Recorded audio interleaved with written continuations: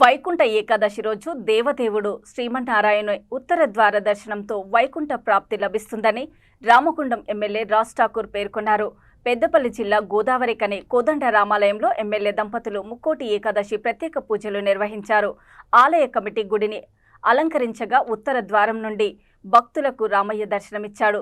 శ్రీమన్నారాయణి దివ్య ఆశీస్సులు నియోజకవర్గ ప్రజలతో పాటు సమస్త జీవకోటికి కలగాలని ఎమ్మెల్యే కోరుకున్నారు.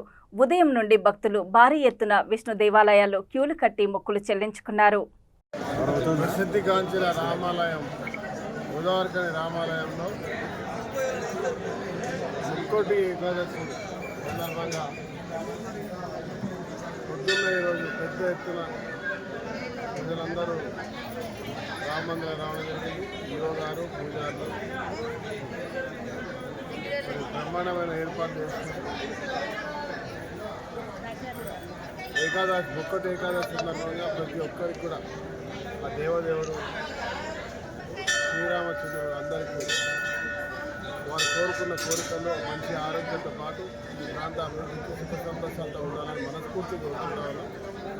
ఈ ఆలయ అభివృద్ధి ఈ రాబోయే 5 ఏళ్లలో ప్రజలకు ఏ రకంగా అయితే దొరుకుతుందో ఆ రకంగా చేయడానికి చాలా ప్రణాళిక ముందుకు పోతున్నాం. ఆ దేవుడి ఆశీస్సులతో బ్రహ్మాండంగా ఏర్పాట్లు చేస్తాం.